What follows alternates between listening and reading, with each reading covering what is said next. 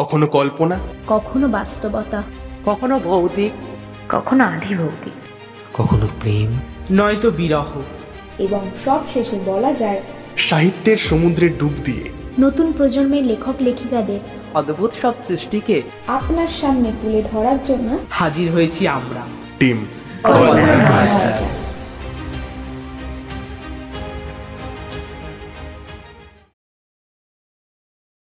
History repeats itself, অর্থাৎ ইতিহাস ফিরে ফিরে আসে।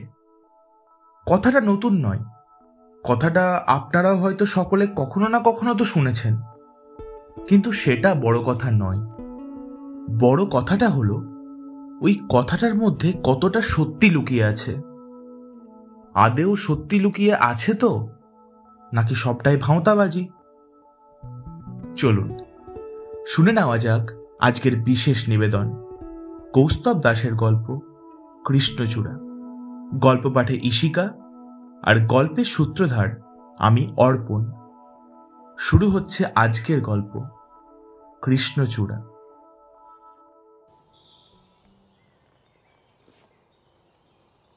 ফুটপাথ ধরে ধীর পায়ে হেঁটে চলেছেন শশীকান্ত চট্টোপাধ্যায়। ষাটোর্ধ্ব ভদ্রলোকের পরনে একটা সাদা রঙের পাঞ্জাবি, ডান হাতে একটা লাঠি এবং বাঁ কাঁধে একটা ঝোলা মতো, হাতে একটা দামি ঘড়ি, চোখে গোল্ডেন ফ্লেমের চশমা, ধপধপে সাদা চুলগুলো বেশ বড় বড়। তাকে এক ঝলক দেখলেই বোঝা যায় বেশ রুচিসম্পন্ন ব্যক্তি তিনি। সেই বছর 18তে স্কুল জীবনের ল্যাটা চুকিয়ে বিদেশে পাড়ি জমিয়েছিলেন শশীকান্ত। তারপরে আর ফেরা হয়নি দেশে। বাকি পড়াশোনা সেখানেই সেরে সেখানেই বসবাস করতে শুরু করেছিলেন। যদিও বিয়ে থা করেননি কখনোই, প্রয়োজনটাই বোধ করেননি। তবে এখন বয়স হয়েছে, আর যেহেতু বিয়ে থা কিছু করেননি, তাই বিদেশে দেখাশোনা করার মতো কেউ নেই। তাই গত পরশুদিন বিদেশকে চিরতরে বিদায় জানিয়ে ফিরে এসেছেন নিজের জন্মভূমিতে, সিটি অফ জয়, কলকাতায়, ভাইদের কাছে। তবে এই 2 দিন আর বাড়ি থেকে বেরোতে পারেননি তিনি। পায়ের যন্ত্রণায় কাহিল হয়েছিলেন। তবে আজকে পায়ের যন্ত্রণা কিছুটা কম থাকায় কয়েক দশক বাদে বেরিয়ে পড়েছেন কলকাতার রাস্তায় স্মৃতি রোমন্থন করতে। ভাইয়ের নাতনি সায়ন চেয়েছিল বিদেশ ফেরত বৃদ্ধ দাদুর সঙ্গে বেরোতে। এমনিতেও ওনার বয়স হয়েছে, তার উপর শহরটাও তো বদলেছে অনেকখানি, তাই যদি হারিয়ে যান। কিন্তু শশীকান্ত সাফ বারণ করে দিয়েছেন। উনি উঁচু গলায় বলে দিয়েছেন ওনার হাড়ে ঘুম ধরতে পারে, তবে মস্তিষ্কে নয়। অগত্যা সায়ন আর ঘাটায়নি বড় দাদুকে। বড় দাদু একাই বেরিয়ে পড়েছে রাস্তায়। হঠাৎ একটা জায়গায় এসে দাঁড়িয়ে পড়লেন শশীকান্ত। তাকালেন রাস্তার 2 দিকে, তারপরে একটা দীর্ঘশ্বাস ছাড়লেন। ঠোঁটের কোণে একটা মলিন হাসি খেলা করে গেল তার। রাস্তার ডান দিকে একটা বড় শপিং মল, আর বাঁ দিকে একটা বেসরকারি কোয়েড স্কুল দাঁড়িয়ে রয়েছে মাথা উঁচু করে। শশীকান্ত মনে মনে ভাবলেন কতটাই না বদলে গেছে তাঁর এই চেনা শহরটা। আগে এই শপিং মলটার জায়গায় একটা মেয়েদের স্কুল ছিল, আর ও স্কুলটার জায়গায় ছিল বয়েজ স্কুল। সেই স্কুলেই তো পড়তেন শশীকান্ত। কত স্মৃতি যে জড়িয়ে রয়েছে এই জায়গাটায়। শশীকান্ত যেখানটায় দাঁড়িয়ে রয়েছেন ঠিক সেখানেই একটা আলু কাবলিওয়ালা আর একটা ফুচকাওয়ালা বসত। টিফিন টাইমে স্কুলের সদর দরজা ভেতর থেকে হাত বাড়িয়ে বাড়িয়ে খাবার এবং পয়সা আদান প্রদান করা হতো। শশীকান্ত ধীরে ধীরে এগিয়ে যান কোয়েড স্কুলটার দিকে। দরজার ফাঁক দিয়ে কিছু একটা দেখার চেষ্টা করেন তিনি, কিন্তু খুব বেশিক্ষণ সময় তার লাগে না। কয়েক সেকেন্ডের মধ্যেই মুখে একটা চওড়া হাসি খেলে যায় তার। যেটা খুঁজছিলেন সেটা দেখতে পেয়েছেন তিনি। স্কুলের বিল্ডিংয়ের থেকে বেশ কিছুটা দূরত্বে দাঁড়িয়ে থাকা একটা মস্ত বড় কৃষ্ণচূড়া গাছ। শশীকান্ত মনে হলো সব কিছু বদলে গেলেও, নিজে নিজের মতো দূরে সরে গেলেও, এই গাছটা একই জায়গায় রয়ে গেছে, ঠিক আগের মতোই। আচ্ছা, তার জন্যে কি অপেক্ষা করছিল গাছটা? শশীকান্ত দেখল গাছটার নিচে 2 ছেলে স্কুল ইউনিফর্ম পরে বসে রয়েছে। চেহারা দেখে যতদূর মনে হয় স্কুল জীবনের অন্তিম লগ্নে ওরা এসে পৌঁছেছে। শশীকান্তের মনে পড়ে যায় ওনার আর পটলার কথা। ওরা দুজনেও তো ঠিক এই একইভাবে এসে বসতেন এই গাছটার নিচে। হঠাৎ একটা দমকা বাতাসের সঙ্গে এক ঝাঁক পুরনো স্মৃতির ভিড় এসে ঘিরে ধরে তাকে। এক এক করে সব কিছু মনে পড়তে থাকে তার। স্যারেদের বকুনি, হুপ স্যারের অঙ্ক কষার স্টাইল, হেলিকপ্টার স্যারের মাথা ভর্তি টাক, লাস্ট বেঞ্চের ওই আড্ডা, পরীক্ষার টুকলি, আলু কাবলি, টিফিন টাইমের ফুটবল, কৃষ্ণচূড়া গাছতলা, পটলা এবং রেখা। হ্যাঁ, এই কৃষ্ণচূড়া গাছতলার সঙ্গে রেখা নামটাও জড়িত। তখন ক্লাস 12। এখান থেকেই সোজা তাকালে গার্লস স্কুলের দোতলার একটা জানালা চোখে পড়ত, আর সেই জানালার ধারেই প্রত্যেক দিন বসত রেখা। আর শশীকান্ত ক্লাস বাঙ্ক করে এই কৃষ্ণচূড়া গাছতলায় বসে বসে দেখত তাকে। পটলাও থাকতো ওর সঙ্গে।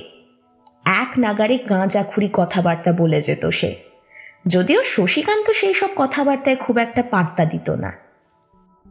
দেখ শশী, ভালো কথা বলছি, শোন, রেখাকে বলে দে সব কথা এখনই। এটা কিন্তু বিদেশ নয়, হ্যাঁ, কলকাতা। এখানে মেয়েদের 18 বছর পেরোনো মানেই বিয়ের বয়স। কোন দিন ওর বাড়ির লোকজন ওর বিয়ে দিয়ে দেবে, আর তুই তখন আঙুল চুষতে থাকবি, এই আমি বলে রাখলাম।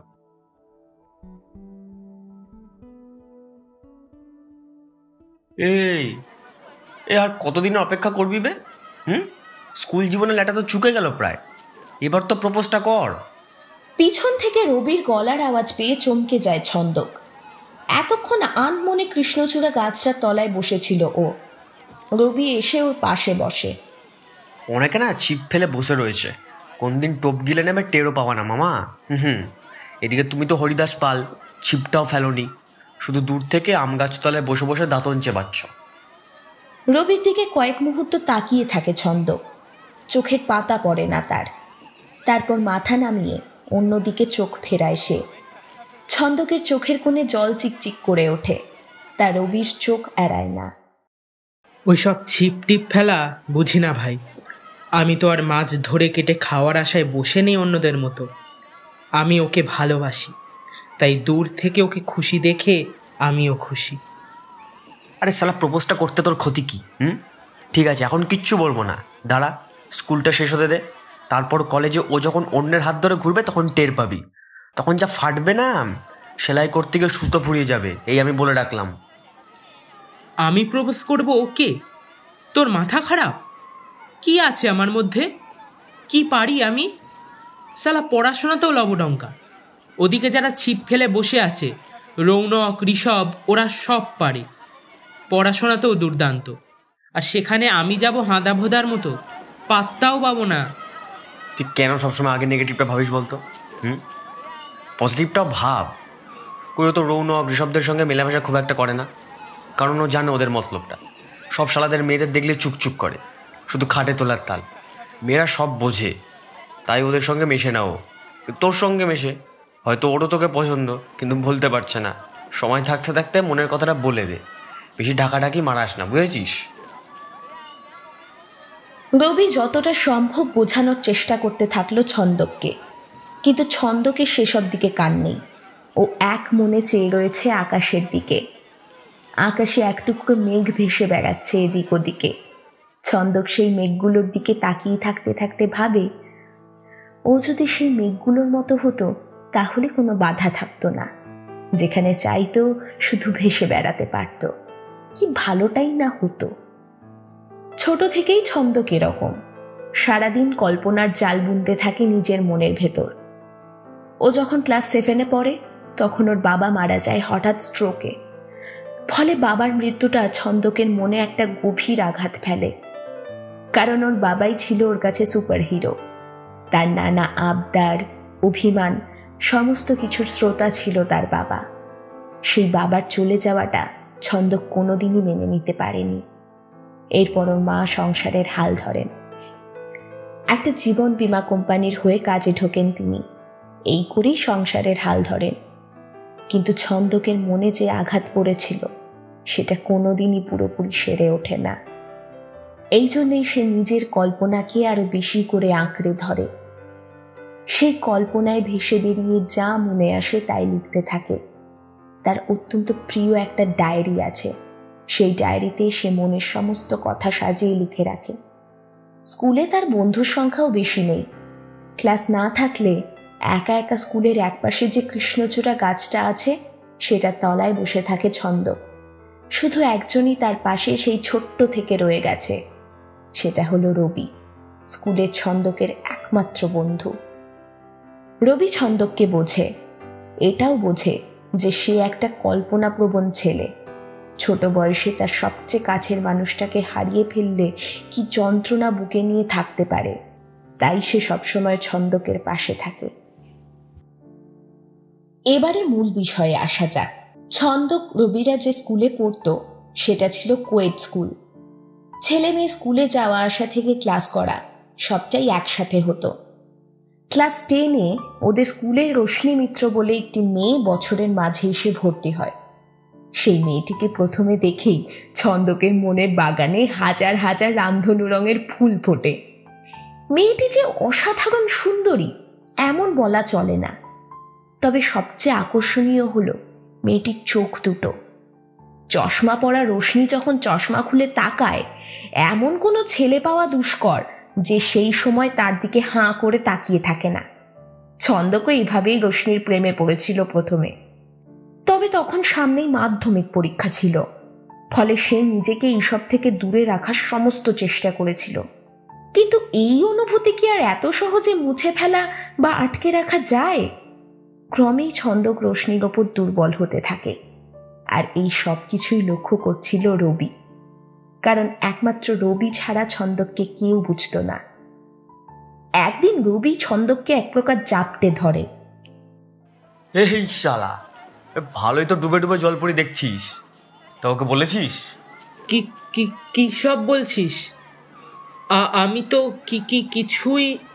এই ন্যাকামোটা না আমার সামনে মারাতে এসো না। সারাদিন তো রোশনির দিকে হাঁ করে তাকিয়ে থাকিস। তুই এসব জানলে কি করে? আমি কি কানা নাকি? চোখে কিছু দেখতে পাই না? আসলে তাহলে স্বীকার করছিস তো? রবির মুখে রোশনির নাম শুনে ছন্দকার কোনো প্রতিরোধ করতে পারে না, সবটা খুলে বলে সে রবিকে। তারপর থেকেই রবি ছন্দককে চাপ দিতে থাকে রোশনিকে নিজের মনের কথা বলে দেওয়ার জন্য। কিন্তু ছন্দক এই ব্যাপারে কোনো উচ্চবাচ্যই করে না। আসলে সে চায় না রোশনি আর তার মাঝে একটা বাজে পরিস্থিতির সৃষ্টি হোক। সে চিরকালই অত্যন্ত শান্ত, নম্র প্রকৃতির ছেলে। স্কুলে স্যার ম্যাডামরাও তাকে অন্য সকলের চেয়ে আলাদা চোখেই দেখে, তাই সে কোনো বাজে পরিস্থিতি তৈরি করার চেষ্টা করতে চায় না। তবে রবি তাকে বোঝানোর সমস্তভাবে চেষ্টা করে যাচ্ছে। সে আসলে চায় তার বন্ধুটা ভালো একটা মানুষের সঙ্গ পাক, তার এই হারিয়ে ফেলার ভয়টাই শেষ হোক। কিন্তু ছন্দকও নাছোড়বান্দা, সেও কোনো মতেই নিজের মনের ভাব রোশনির সামনে বলতে রাজি নয়। প্রথম যেদিন রোশনি নিজের থেকে এসে কথা বলেছিল তার সাথে, সেদিন তার অবস্থা ছিল একেবারে দেখার মতো। হাই, আমি রোশনি মিত্র, তোমার নাম কি? হাই হাই, আমি ছন্দক বিশ্বাস। তুমি তোতলাচ্ছ কেন আর অমন ঘেমেই বাজাচ্ছ কেন? তোমার কি শরীর খারাপ? হ্যাঁ, না না মানে না, শরীর খারাপ কেন করবে, এমনি। আসলে এত গরম পড়েছে তো, তাই আর কি। সেদিন সে পালিয়ে হাঁপ ছেড়ে বেঁচেছিল। রোশনির সাথে কথা বলার সময় তার গলা বন্ধ হয়ে আসছিল। এর কারণ কিন্তু তখনও সে বোঝেনি। বুঝেছিল আর কদিন পর। ততদিনে রোশনি বলে মেয়েটার সাথে তার ভালো পরিচয় হয়ে গেছে। তখনই একদিন ছন্দক আবিষ্কার করে রোশনি স্কুলে না এলে সে মন মরা হয়ে থাকে, সবসময় ওর কথাই সে চিন্তা করে। তখনই সে বুঝতে পারে ওর মনে রোশনির জন্য একটা আলাদা জায়গা তৈরি হয়ে গেছে। শোন, প্ল্যানটা যেন ঠিকঠাকভাবে এক্সিকিউট হয়। অবশেষে অনেক জোর জবরদস্তির পর ছন্দক রাজি হয়ে যায় রবির কথায়। রবি তাকে তার প্ল্যান জানায়, ঠিক হয়। আর কয়েকদিন পরেই স্কুল জীবন শেষ তাদের। প্রতি বছর সেই উপলক্ষে একটা বিশাল অনুষ্ঠান হয় তাদের স্কুলে। যে ব্যাচটার স্কুলের সময় শেষ, তাদের মধ্যে অনেকেই নানা রকম অনুষ্ঠানে পার্টিসিপেট করে। রোশনিও সেই অনুষ্ঠানে অংশ নেবে, কারণ সে একজন অসাধারণ আবৃত্তিকার। রবির কথা অনুযায়ী স্টেজ থেকে নামার পর স্টেজের পিছন দিকটা স্বাভাবিকভাবেই একটু ফাঁকা থাকে। ছন্দককে ওখানেই আগে থেকে অপেক্ষা করতে হবে। রোশনি নামলেই প্রথমে তার আবৃত্তির প্রশংসা করে তাকে সরাসরি প্রপোজ করে দিতে হবে। এরপর যা হবে সেটা তো তাদের হাতে নেই, যেটা হওয়ার সেটা মেনে নিতে হবে। প্রথমে ছন্দক একটু আপত্তি করলেও নিজের মনের সাথে যুদ্ধে সে পরাস্ত হয়ে রাজি হয়। এর কদিন পরেই ছন্দকদের উচ্চ মাধ্যমিক পরীক্ষা শুরু হয়ে যায়। ছন্দক কোনোদিনই খুব ব্রিলিয়ান্ট স্টুডেন্ট না হলেও একেবারে খারাপও নয়, কিন্তু গত 2 বছরে যা সিচুয়েশন হয়েছে তার রেজাল্ট যে আশানুরূপ হবে না এটা সে জানত। আর পরীক্ষার আগে তার পরীক্ষা নিয়েও কোনো টেনশন হচ্ছিল না।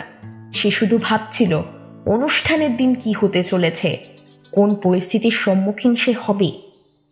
এইভাবে ভালো মন্দ মিশিয়ে ওদের পরীক্ষা শেষ হয়। শেষ পরীক্ষার 1 সপ্তাহ পর স্কুলে অনুষ্ঠানের ডেট। ফলে যারা পার্টিসিপেট করবে তারা পরীক্ষা শেষেও স্কুলে যাচ্ছে রিহার্সালের জন্য। রোশনিও যেহেতু একটা গ্রুপ পারফরমেন্স করবে, তাই রিহার্সালে সেও আছে।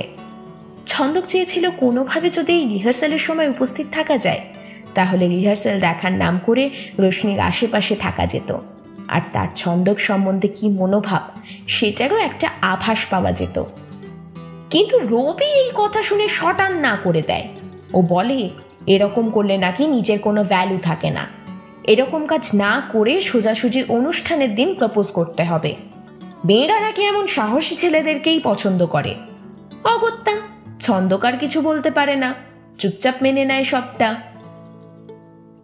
ক্রমে স্কুলের সেই অনুষ্ঠানের দিন এগিয়ে আসে। অনুষ্ঠানের দিন সকাল থেকেই ছন্দকের ভেতরে উত্তেজনা বাড়তেই থাকে। সে বুঝে উঠতে পারে না তার কি এই কাজটা করা ঠিক হবে। তার মনের ভেতরে কিছু একটা নিয়ে যে সে খুব চিন্তিত আর উত্তেজিত, এটা তাকে দেখেই বোঝা যাচ্ছিল। তবুও কোনো রকমে নিজেকে স্বাভাবিক করে নিয়ে সে বেরিয়ে পড়ে স্কুলের উদ্দেশ্যে। স্কুলে পৌঁছতে তার প্রায় আধ ঘন্টা সময় লাগে। পৌঁছে দেখে গেটের মুখে রবি দাঁড়িয়ে রয়েছে তার জন্যই। ছন্দকে দেখেই সে দ্রুত পায়ে তার দিকে এগিয়ে এসে যতটা সম্ভব গলার স্বর নামিয়ে বলে, আসুন মহারাজ আসুন, আপনার এই দাস আপনার অপেক্ষাতেই ছিল, এসে উদ্ধার করুন আমায়। আরে ভাই, একটু দেরি হয়ে গেল। হ্যাঁ, রাজকার্য করে এসেছে। কতবার করে বললাম আজকে লেট করবি না, তো জমিদার মশাই সেসব কথা পাত্তাই দেয়নি। আমি বলে কিনা সে কখন থেকে এখানে বসে রয়েছি, আর তাছাড়া বলে একটু থামলো রবি। ছন্দক তার দিকে তাকিয়ে দেখে কেমন একটা ঘাবড়ে আছে যেন সে, এদিক ওদিক তাকাচ্ছে বারে বারে। ছন্দক অবাক গলায় তাকে জিজ্ঞেস করে, তাছাড়া কি বল, থেমে গেলি কেন? না না কিছু না, চল চল ভেতরে চল। এমনি যা লেট করেছিস, অনুষ্ঠান সে কখন শুরু হয়ে গিয়েছে। বউকে মনের কথা বলবি আজ ভালো কথা, তাই বলে কোনো অনুষ্ঠান কি দেখবি না? তোর জন্য কি রোজ রোজ এই অনুষ্ঠান আয়োজন করবে বে? চল এখন। এই বলে রবি ছন্দককে একরকম হাত ধরে টানতে টানতে নিয়ে গেল। ওদের স্কুলের পেছন দিকে একটা বিশাল খেলার মাঠ রয়েছে, স্কুলেরই মাঠ সেটা। সেখানেই মাঠের মাঝে একটা বিরাট স্টেজ করা হয়েছে।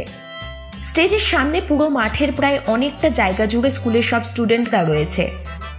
আর স্টেজের বাঁ দিকে রয়েছে স্কুলেরই একটা পুরনো বিল্ডিং, যেটাকে এখন গ্রিন রুম বা পার্টিসিপেন্টদের রেডি হওয়া বসার জায়গা করা হয়েছে। ছন্দক আর রবি স্টেজের সামনে গিয়ে দাঁড়ালো। আশেপাশে অনেক ছেলে মেয়ে রয়েছে, তবে আজ সবচেয়ে বেশি অগ্রাধিকার ছন্দকের ক্লাসের ছেলে মেয়েদের, কারণ আজকের অনুষ্ঠানটা তাদের জন্যই। ছন্দক একটু ঘাড় ঘুরিয়ে এদিক ওদিক তাকিয়ে দেখতে পায় স্টেজের একপাশে রৌনক আর ওদের পুরো গ্রুপটা বসে আছে। রৌনক যেন কিছু একটার জন্য অপেক্ষা করছে। ওর চোখ মুখে একটা চাপা উত্তেজনা দেখতে পেল ছন্দক। কে জানে কেন, এটা দেখে তার মনের ভেতর কেমন যেন কুডাক ডাকতে লাগলো। কি যে হতে চলেছে ভগবানই জানেন। কিছুক্ষণের মধ্যেই স্টেজে পারফর্ম করতে আসে রোশনি। তাকে স্টেজে উঠতে দেখেই হাততালির ঝড় বয়ে যায় সবার মধ্যে, কারণ এই এর আগেও সে অনেক অনুষ্ঠানে অংশ নিয়েছে, আর প্রতিবারই সে দুর্দান্ত পারফরমেন্স উপহার দিয়েছে সবাইকে। রোশনি আজ একটা গোলাপি রঙের শাড়ি পরেছে, চুল খোলা, কপালে লাল রঙের ছোট্ট একটা টিপ, কানে দুটো বড় বড় দুল। সব মিলিয়ে ছন্দকের মনে হয় স্বর্গ থেকে যেন কোনো অপ্সরা নেমে এসেছে। রবি এর মাঝেই কোনোই দিয়ে হালকা খোঁচা মেরে তাকে বলে, আজকেই কিন্তু সুযোগ ছন্দক। রোশনি তখন গ্রিন রুমে বসে তোর খোঁজ করছিল, কেন জানি না। আমি কারণ জানতে চাওয়াতে বললো তোর সাথে দেখা হয়নি পরীক্ষার পর, তাই তুই কিন্তু এটাকে সুযোগ হিসেবে ব্যবহার করবি। আচ্ছা ভাই, রৌনকদের দেখেছিস? ওরা যেন কিসের একটা অপেক্ষা করছে। আর দেখ, রৌনক বারবার রোশনির দিকে তাকাচ্ছে আর হাসছে। কেন বলতো? ওদের কথা বাদ দে তো, সব কটা ফুটো মস্তান। ওই যে তোকে বললাম না, খাটে তোলার তাল, খাটে তোলার। রোশনি পাত্তাও দেবে না, ওরা যা পারে করুক। তুই এখন রোশনির পারফরমেন্সটা দেখ, এটা শেষ হলে কিন্তু তুই যাবি ওর সাথে কথা বলতে। আর এটা ধর। এই বলে রবি একটা গোলাপ ফুল ধরিয়ে দেয় ছন্দকের হাতে। এসব কি ভাই? মাথায় ঘিলুর বদলে কি কুত্তার গু ভরে রেখেছিস নাকি? খালি হাতে প্রপোজ হয়? গান্ডু কোথাকার। চুপচাপ যাবি, গিয়ে ওকে ফুলটা দিয়ে নিজের মনের কথা বলবি। গন্ডগোল যদি করেছিস, তোর একদিন কি আমার একদিন। ছন্দক কিছু একটা বলতে যাচ্ছিল, কিন্তু থেমে গেল, কারণ রোশনির আবৃত্তির অনুষ্ঠান ততক্ষণে শুরু হয়ে গেছে। এরপরে 10-15 মিনিট ছন্দক আর নিজের মধ্যে ছিল না। সে হারিয়ে গেছিল অন্য এক জগতে, রোশনির কণ্ঠস্বর শুনে। ছোট থেকেই সে কল্পনাপ্রবণ। বর্তমানে যা সব ঘটে চলেছে তার সাথে, তার সেই কল্পনা শক্তি প্রায় হারিয়েই ফেলেছিল সে। একসময় পারফরমেন্স শেষ হয়, সারা দর্শক মণ্ডলী হাততালিতে ফেটে পড়ে। সবাইকে প্রণাম জানিয়ে রোশনি স্টেজে পিছন দিক দিয়ে নেমে যায়। ছন্দক, তাড়াতাড়ি, কুইক, যা যা, দেরি করিস না, যা। এ ভাই, আমার না ভয় লাগছে রে। থাক না, এসব থাক। আমার হাতে আজ তুই মরেই যাবি হতচ্ছাড়া। যা, জলদি যা। রবি প্রায় টেনে টেনে ছন্দককে স্টেজের পিছনের দিকে নিয়ে আসে, তারপর ঠেলে দেয় সামনের দিকে। তারপর সে নিচে চলে আসে ওই জায়গা থেকে। ওদের ব্যাপার, এবার ওরা বুঝে নিক। স্টেজের পিছনের দিকে আলোর কোনো ব্যবস্থা নেই, ফলে সামনের দিকে যে আলোগুলো রয়েছে সেখান থেকেই অল্প আলো এদিকে আসছে। খুব একটা ভালো করে কিছু দেখতে পাচ্ছে না ছন্দক। এমন সময় একটা গলার স্বর ভেসে আসে একদিক থেকে। রোশনি হয়তো ওদিকেই আছে, এটা ভেবে ছন্দক সেদিকে যায়। কিছুটা গিয়েই ডান দিকে একটা উঁচু লাইট লাগানো হয়েছে। তার কিছুটা কাছে যেতেই ছন্দকের বুকটা ধড়াস করে ওঠে। এক ধাক্কায় তাকে যেন ভেতর থেকে খালি করে দেয় সামনের দৃশ্যটা। সে দেখে রৌনক একটা ফুলের বুকে হাতে নিয়ে রোশনির সামনে হাঁটু গেড়ে বসে আছে। রোশনি তার দিকে বিস্ময়ের দৃষ্টিতে তাকিয়ে আছে। সে শুনতে পেল রৌনক বলছে, রোশনি, আই লাভ ইউ। অনেক দিন থেকে বলার চেষ্টা করছিলাম, অ্যাকসেপ্ট করে নে please, I really want you. না, আর শুনতে পারে না ছন্দক। এই জায়গাটায় দাঁড়িয়ে থাকা তার পক্ষে আর সম্ভব হয় না। হাতের গোলাপটা টান মেরে ছুঁড়ে ফেলে দেয় সে। তারপর দৌড়ে সে জায়গা থেকে চলে আসে। দৌড়তে দৌড়তে দিক বিদিক জ্ঞান শূন্য হয়ে স্কুলের মেন গেটের দিকে চলে আসে সে। কানে ভেসে আসছে গান, কিন্তু মাথা আর কিছুই কাজ করছে না তার। তাহলে এই কারণেই রৌনক তখন রোশনিকে দেখে হাসছিল, আর রোশনিও যে চোখে রৌনকের দিকে তাকিয়েছিল তাতে ছন্দকের মনে হলো সেও রাজি হয়ে যাবে। তার মানে তার আশঙ্কাই ঠিক হলো। সে বড্ড দেরি করে ফেলল, হেরে গেল সে আবার। একদলা কান্না তার গলার কাঁচটায় পাকিয়ে উঠল। দৌড়তে দৌড়তে সে স্কুল ছেড়ে বেরিয়ে যায় বাড়ির দিকে। অন্যদিকে অত ছেলে মেয়ের ভিড়ের মাঝেও রবি ছন্দককে দেখতে পায়। সে দৌড়তে দৌড়তে বাইরে বেরিয়ে যাচ্ছে। এমন আচমকা একটা ঘটনায় সেও হতবাক হয়ে যায়। একটু সামনে নিয়েই সেও দৌড়তে শুরু করে ছন্দককে লক্ষ্য করে, কিন্তু ও এত জোরে দৌড়ে বেরিয়ে গেল রবি বুঝতেই পারল না কোথা দিয়ে কি হয়ে গেল। ও হতবম্বের মতো দাঁড়িয়ে থাকলো কিছুক্ষণ স্কুল গেটের সামনে। তারপর ভাবল রোশনিকেই একবার জিজ্ঞেস করা উচিত। ওর সাথে কথা বলেই হয়তো কোনোভাবে ছেলেটা কষ্ট পেয়েছে। এক্স্যাক্টলি কি হয়েছে সেটা রোশনিই বলতে পারবে। এই মনে করে রবি আবার অনুষ্ঠানের জায়গায় ফিরে আসে। কিছুক্ষণ খোঁজাখুঁজি করার পর রোশনিকে দেখতে পায় ও। সাথে সাথে তার দিকে ছুটে যায়।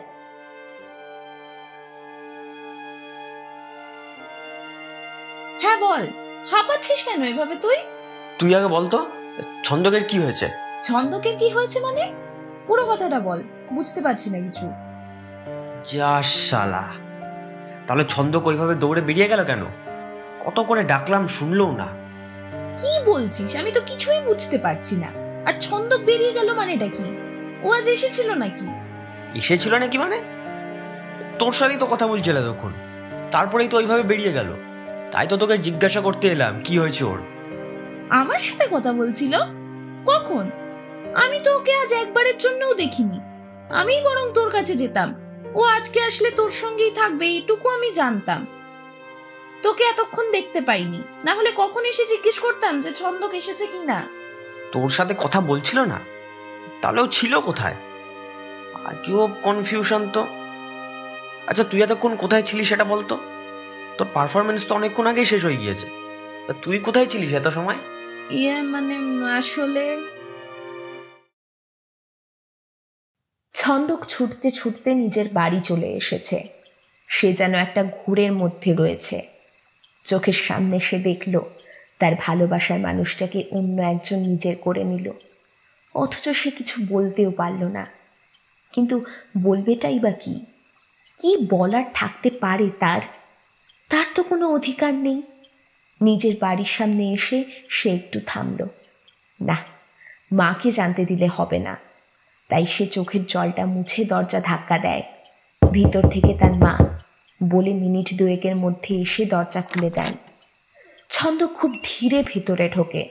তারপর আর কোনো দিকে না তাকিয়ে সোজা নিজের ঘরের ভেতর ঢুকে দরজা বন্ধ করে আটকে দেয়। ছেলের এমন কাণ্ড দেখে তার মা অবাক হয়ে যান। সারা রাত একটা চাপা কষ্ট ছন্দকের বুকের মধ্যে ভারী হয়ে থাকে। কেন এরকম হয় তার সাথে? কেন তার পছন্দের মানুষগুলোই তার সাথে থাকে না, তার হয়ে থাকে না? তার বাবা ছিল তার কাছে সুপারহিরো। সেই বাবা কত বছর হলো তাকে ছেড়ে চলে গেছে। নিজেকে তো একটু করে সামলে নিয়েছিল সে এতদিনে। তখন তার মনে জায়গা করে নিয়েছিল রোশনি। নিজের বাকি জীবনটা সে রোশনি আর তার মাকে নিয়ে কাটানোর স্বপ্ন দেখেছিল। সেই স্বপ্নটাও ভেঙে চুরমার হয়ে গেল। এবার সে কি করে সামলাবে নিজেকে? নতুন কোন আশায় পথ চলবে? তার মনে একটা ধারণা যেন গেঁথে যেতে লাগলো, যাকেই সে খুব ভালোবাসবে সে তার জীবন থেকে হারিয়ে যাবেই। কিন্তু কেন? কোন দোষের শাস্তি পাচ্ছে সে? নির্ঘুম একটা রাত কেটে যায়। ছন্দক চোখ মেলে বিছানায় শুয়ে থাকে। শেষ রাত, মানে ভোরের কিছু আগে তার চোখ লেগে আসে। ঘুমিয়ে পড়ে সে। সকালে চোখে রোদে আলো এসে পড়ার পরও অন্য পাশ ফিরে ঘুমিয়ে থাকে ছন্দক। সারা রাত না ঘুমানোর জন্য যথেষ্ট ঘুম পাচ্ছে তার। তাই সকাল হয়েছে বুঝতে পেরেও বিছানা ছাড়ে না। কিন্তু এবার দরজায় ঠকঠক আওয়াজ শুনতে পায় সে। হয়তো মা এসেছে, তাই বলে আবার ঘুমানোর প্রস্তুতি নিতে থাকে সে। কিন্তু আবার দরজায় ঠকঠক আওয়াজ শোনা যায়। এবার একবার নয়, পরপর 3 বার। একটু অবাক হয় সে। তার মা তো একবারের বেশি 2 বার দরজা ধাক্কা দেন না। তাহলে হাই তুলতে তুলতে ঘুম ঘুম চোখে দরজাটা খুলতেই তার ঘুম এক ছুটে পালিয়ে যায়। তার সামনে তখন দাঁড়িয়ে রয়েছে রবি। চলে আয়। কোথায়? জাহান্নামে নিয়ে যাচ্ছি, চল এবার। আর একটা যদি প্রশ্ন করেছিস, তোর নাম আমি অফিসিয়ালি প্রশ্ন বিচিত্রায় দেবো, এই বলে দিলাম। ছন্দক আর কিছু জিজ্ঞেস করে না। সকাল সকাল রবি এসেছে, কি শুরু করলো আবার কে জানে। এমনি মন মেজাজ ভালো নেই ওর। অবশ্য রবি এসবের কিছুই জানে না, ওকে জানাতে হবে, সময় হোক। দুজনে ছন্দকের ঘর থেকে বেরিয়ে ওর মায়ের সামনে যায়। ছন্দকের মা রবিকে জিজ্ঞেস করেন, এত সকাল সকাল কোথায় যাচ্ছিস রে তোরা? আর বাবু, তুই ঠিক আছিস? কাল রাতে বাড়ি ফিরে দেখলাম সোজা ঘরে ঢুকে গেলি, খেলিও না কিছু। শরীর খারাপ নাকি কিছু হয়েছে যে জন্য মন খারাপ? কেউ কিছু বলেছে? ছন্দক কিছু বলার আগেই রবি বলে ওঠে, না না কাকিমা, কিচ্ছু হয়নি ওর। কালকে ওর পেট ব্যথা করছিল হঠাৎ, তাই আমি ওকে বাড়ি চলে যেতে বললাম, তাই ও চলে এসেছিল। তারপর মনে হয় ঘরে ঢুকে ঘুমিয়ে পড়েছিল। আর এখন আমাদের একটা ফুটবল ম্যাচ আছে, তো ছন্দক না গেলে আমরা হেরে যাব। ওই তো আজকের আসল প্লেয়ার, তাই সকাল সকাল যাচ্ছি। আগে গিয়ে মাঠটা একটু দেখে নি। আচ্ছা, আসছি কাকিমা। এই বলে রবি ছন্দককে টানতে টানতে নিয়ে বেরিয়ে পড়ে। ছন্দকের মাথায় কিছুই ঢুকছে না, এই ছেলে তাকে এই সাত সকালে কোথায় নিয়ে যাচ্ছে। আরে আরে আরে আমরা যাচ্ছিটা কোথায় সেটা তো বল। মিনিট 15 হাঁটার পর সামনে একটা বাঁক এলো। সেটা ঘুরে ডান দিকে তাকাতেই একটা পার্ক রয়েছে। রবি সেই পার্কের সামনে এসে বসলো। বেঞ্চগুলোর দিকে তাকিয়ে থমকে যায় সে। তার সামনে একটা বেঞ্চে তার মুখের দিকে তাকিয়েই বসে আছে রোশনি মিত্র। রোশনি উঠে এসে তার সামনে দাঁড়ায়। তুই এখানে? এখানে আয়, বস, কথা আছে তোর সাথে। রোশনি ছন্দককে নিয়ে একটা বেঞ্চে বসায়। ছন্দক এক দৃষ্টিতে রোশনির দিকে তাকিয়েই থাকে। ওভাবে কি দেখছিস? না মানে তুই এখানে হঠাৎ? দরকার আছে তাই এসেছি, এখন ছাড় এসব কথা। এবার বলতো, কাল স্কুলের অনুষ্ঠান ছেড়ে দৌড়ে বাড়ি চলে এলি কেন? দেখা করতেই তো গেছিলি আমার সাথে, তাই না? তাহলে দেখা না করেই চলে এলি? কি বলছিস তুই? এসব কথা তোকে কে বললো? রোশনি এবারে হেসে ওঠে, বাচ্চাদের মতো খিলখিল করে হাসতে থাকে ও। তারপর আস্তে আস্তে ছন্দকের চুলগুলো এলোমেলো করে দেয় সে তার মোলায়েম হাতের আঙুলগুলো দিয়ে। সেই একই রকম রয়ে গেলি তুই। প্রথম দিন কথা বলতে গিয়েও দেখেছিলাম কেমন যেন ভয় পাচ্ছিস, আজও সেই ভয়টা গেল না তোর। অন্য একজন আমাকে প্রপোজ করছে দেখেই ভেবে নিলি একটা কিছু নিজের মতো করে, দিয়ে নিজে নিজেই এখন কষ্ট পাচ্ছিস। কিরকম ছেলে রে তুই? একটুও সাহস নেই, এত ভীতু কেন? ছন্দক কোনো কথার উত্তর দিতে পারে না। তার মাথার মধ্যে সব গুলিয়ে যাচ্ছে। এসব কথাগুলো ও জানলো কি করে? তাহলে কি রবিও কি সব বলে দিয়েছে? একটু কিছু সময় পর খুব শান্ত গলায় সে বলল, রৌনক এত ভালো ছেলে, পড়াশোনাতেও ভালো, দেখতেও হ্যান্ডসাম। সেখানে আমি সাধারণ মানের, সাধারণ দেখতে একটা ছেলে। যেটা ভেবেছি সেটা ভাবাটাই কি স্বাভাবিক নয়? না, একেবারেই স্বাভাবিক নয়। ও প্রপোজ করবে সেটা আমি অনেক আগেই বুঝে গেছিলাম, কিন্তু কোনো দিন ওর প্রপোজাল আমি অ্যাকসেপ্ট করতাম না, কারণ প্রথম থেকেই তো আমি তোকে পছন্দ করতাম ছন্দক। সাথে সাথে ছন্দকের মনে হয় ওর মাথার মধ্যে যেন বিস্ফোরণ ঘটল। কি বললো এটা রোশনি? সে ওকে পছন্দ করত? এও কি সম্ভব? ছন্দক স্থির হয়ে চেয়ে থাকে রোশনির দিকে। ওর মুখের উপরে সকালের মিঠে রোদ এসে আছড়ে পড়েছে। ওর গালটা কেমন যেন গোলাপি হয়ে উঠেছে, খোলা চুলগুলো ইতিউতি উড়ে বেড়াচ্ছে। একটা মিষ্টি গন্ধ ধীরে ধীরে ছড়িয়ে পড়ছে চারিদিকে, যেন এটা পার্ক নয়, একটা ফুলের বাগান। চারিদিকে যেন ফুল ফুটে রয়েছে, আর সেখান থেকেই ভেসে আসছে মিষ্টি গন্ধটা। ছন্দকের কিছুই বিশ্বাস হচ্ছে না। সবকিছুই যেন ওর কাছে স্বপ্নের মতো, যে স্বপ্ন ও বারবার দেখে এসেছে ভোরবেলায়।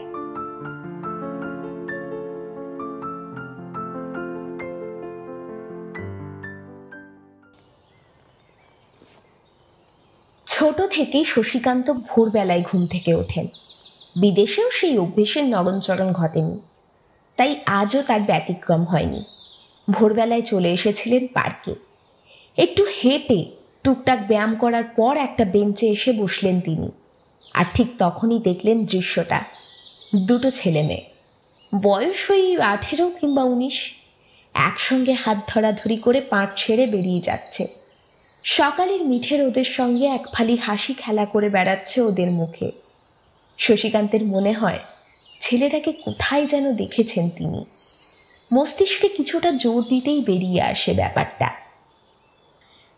সেই দিন কোয়েট স্কুলের কৃষ্ণচূড়া গাছটার নিচে বসে থাকতে দেখেছিলেন তিনি ছেলেটাকে। তবে তার সঙ্গে আরও একটা ছেলে ছিল। ভাবতে না ভাবতেই সেই ছেলেটিও এসে হাজির হয়। তিনজনে হাসতে হাসতে পার্ক ছেড়ে বেরিয়ে যায়। শশীকান্তর মনে পড়ে যায় পটলার কথা, মনে পড়ে যায় রেখার কথা। পটলা তাকে বারবার বলতো নিজের মনের কথা রেখাকে বলে দিতে, নয়তো দেরি হয়ে যাবে। শশীকান্ত কিন্তু কখনো শোনেননি। তবে কিছুদিন পরেই হাতে নাতে টের পেয়েছিল পটলার কথাটা সত্যি হয়ে গিয়েছিল। এইচএস পরীক্ষাও দেয়নি রেখা, ওর বাড়ি থেকে ঠিক করা ছেলের সঙ্গে বিয়ে করে নিয়েছিল। শশীকান্ত আর সহ্য করতে পারেনি। এইচএস কোনো রকমে দিয়ে বিদেশে চলে গিয়েছিল মামার কাছে। তারপর আর কাউকে ভালোবাসা হয়ে ওঠেনি তার। শশীকান্ত ভেবেছিলেন তার ভালোবাসাটা হয়তো মিথ্যা ছিল, সেই জন্য শুরু হওয়ার আগেই হারিয়ে গিয়েছে সেটা। কিন্তু আজ এই তিনজনকে দেখে তার মনে হলো এই তিনজন তো অন্য কেউ নয়, তারাই তো। ওই যে পটলা পিছন পিছন যাচ্ছে আর সামনে সামনে এগোচ্ছে সে আর রেখা। রেখা তার হাতটা শক্ত করে ধরে রয়েছে। কয়েকটা ফুলের পাপড়ি উড়ে এসে পড়ল শশীকান্তর গায়ে মাথায়। ওপরে তাকিয়ে দেখলেন একটা কৃষ্ণচূড়া গাছ, ঠিক স্কুলের গাছটার মতোই।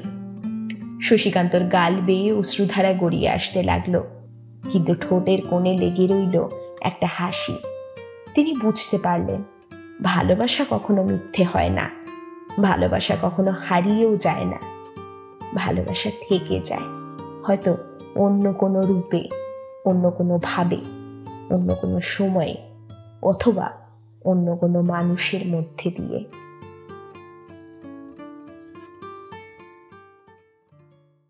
এতক্ষণ আপনারা শুনছিলেন কৌস্তব দাসের লেখা গল্প কৃষ্ণচূড়া। গল্প পাঠে আমি ঈশিকা, গল্পের সূত্রধার অর্পণ এবং অন্যান্য চরিত্রে ছিল সোহম, কৌস্তব এবং অনন্যা। গল্পের শব্দগ্রহণ, ভিডিও এডিটিং এবং পোস্টার ডিজাইন করেছে অর্ঘ্য। তাহলে গল্পটা আপনাদের কিরকম লাগলো কমেন্ট করে জানান আমাদের। আর আমাদের চ্যানেলে নতুন হয়ে থাকলে প্লিজ প্লিজ প্লিজ চ্যানেলটা সাবস্ক্রাইব করে বেল আইকনটি প্রেস করে দেবেন, তাহলে নতুন গল্পের নোটিফিকেশন সবার প্রথমে আপনার কাছেই পৌঁছে যাবে। দেখা হচ্ছে আবার আগামী সপ্তাহে নতুন কোনো গল্পের সঙ্গে। সকলে ভালো থাকুন, সুস্থ থাকুন এবং গল্প শুনতে থাকুন। আজকের মতো টাটা।